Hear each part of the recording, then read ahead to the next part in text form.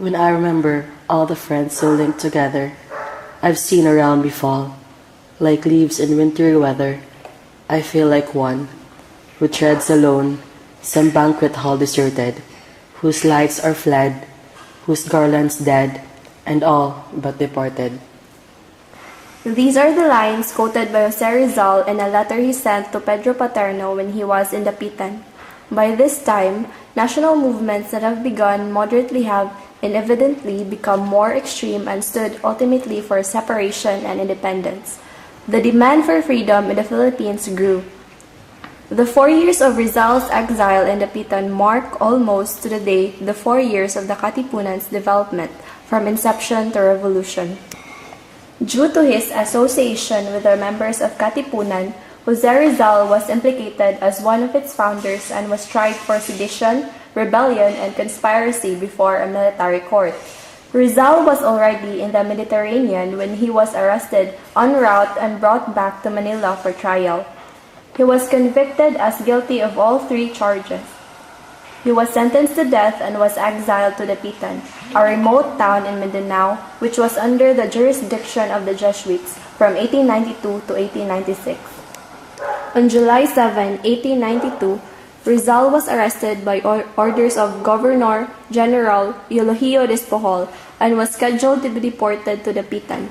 Governor Despojol's reason for deporting him were, first, he brought with him from Hong Kong leaflets entitled Pobres Frailes, or Poor Friars. Second, he was also accused of dedicating his second novel, El Filibusterismo, to the memory of the 3 priests who had been proven traitors to the nation but whom he extolled as martyrs. Third, he advocated the separation from Spain as the only means of salvation for the Philippines. Fourth, Rizal was charged for seeking to decatholicize, which is equivalent to denationalize this Philippine land, which will always be Spanish and such, always Catholic.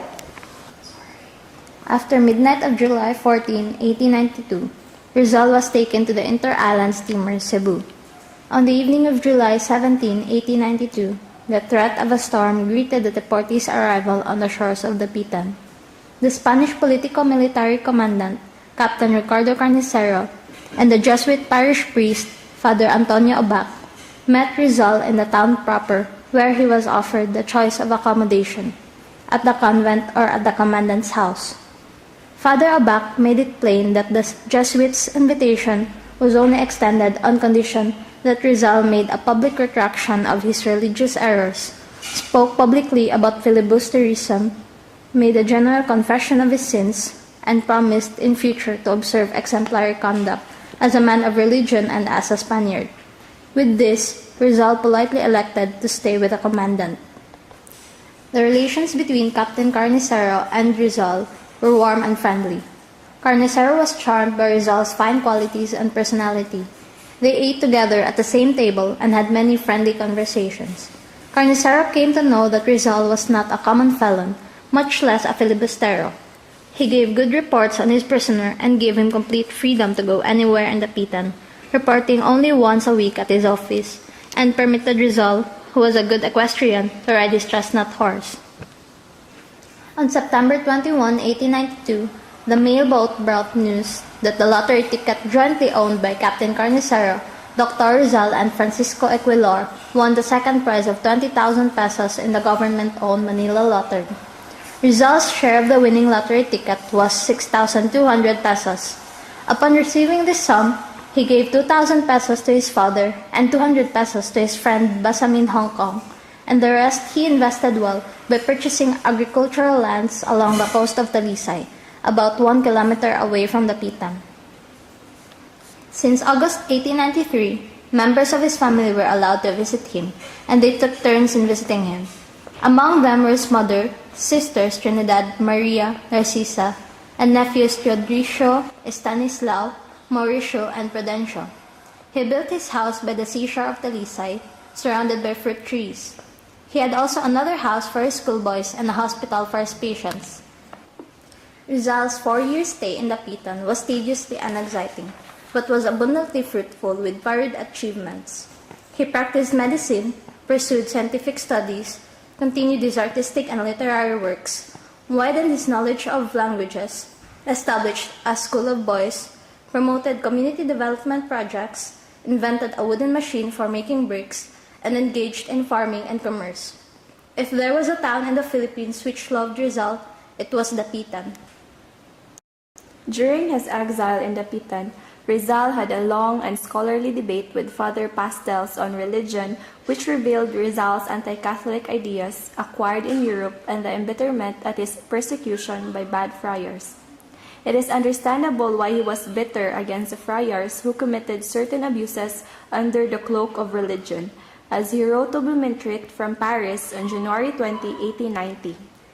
I want to hit the friars, but only friars who utilize religion not only as a shield, but also as a weapon, castle, fortress, and armor. I was forced to attack their false and superstitious religion in order to fight the enemy who hid themselves behind it. Father Pastels tried his best to win back Rizal to the fold of Catholicism. Divine faith, he told Rizal, supersedes everything, including reason, self-esteem, and individual judgment. No matter how wise a man is, he argued, his intelligence is limited, hence he needs the guidance of God. He refuted Rizal's attacks on Catholic dogmas as misconceptions of rationalism and naturalism, errors of misguided souls. Father Pastels, aside from his personal efforts to persuade Rizal to discard his errors of religion, instructed two Jesuits in Mindanao, Father Obac, Cura of Dapitan, and Father Jose Villaclara, Cura of Dipolog, to try their best to bring back Rizal within the Catholic fold. He assigned Father Francisco de Paula Sanchez, Rizal's favorite teacher at the Ateneo de Manila, to Dapitan. He was the only Spanish priest to defend Rizal's Noli Me Tangere in public. Upon his arrival, Father Sanchez lost no time in meeting his former favorite student. Of all the Jesuits, he was the most beloved and esteemed by Rizal. They argued theologically in a friendly manner, but all the efforts of Sanchez were in vain. Despite his failures to persuade Rizal to discard his unorthodox views on the Catholic religion, Father Sanchez enjoyed the latter's company, and he even assisted Rizal in beautifying the town plaza. On his birthday, Rizal gave him a precious gift, a manuscript entitled Estudios sobre la Lingua Tagala, or Study on the Tagalog Language. His second major poem, Mi Retiro, sketched in 1893 and completed for his mother's birthday late in 1895, gives the clearest picture that exists of his thinking towards the end of his years of exile. The important message merely delivered by this poem is with regards to Rizal's unscathed faith in God, stating that he had not wanted to attack the religion but solely the abuses of the church and the superstitions which had been allowed over the centuries to creep into religion. When Pardo de Tavera commented to him in Noli Me Tangere, he had aimed his shaft so high and with such force that he had hit not merely the friars but religion as well. He replied that the analogy was not quite correct, but in his explanation he admitted to a certain extent such a name was required. Repeating his explanations in a letter which Blumentritt described as wunderbar Gescherben, he said, I wish to throw the missile against the friars. But as the friars always used religion not only as a shield, but also as a fortress, protection, stronghold, fortification, and coat of mail, I was obliged to fix my sights on their false and superstitious religion in order to combat the enemy who was hiding behind it. God must not be used as a shield and protection of abuses, nor must religion. What is happening in the Philippines is horrible. They abuse the name of their religion for a few pesos. They cry religion to smell out their haciendas, religion to seduce innocent young girls, religion to deliver themselves of their enemy. Mi Retiro contains verse relevant to his letter to Pastels quoted earlier. He describes a calm night overlain with a million stars. The breeze idly cools, the firmament glows, the waves tell in sighs to the docile wind, timeless stories beneath the shroud of night. Say that they tell of the world, the first dawn of the sun, the first kiss that his bosom inflamed. when thousands of beings surged out of nothing and peopled the depths, and to the heights mounted, to wherever his fecund kiss was imprinted. The church was later to claim that in the last hours of his life, Rizal retracted his errors against religion.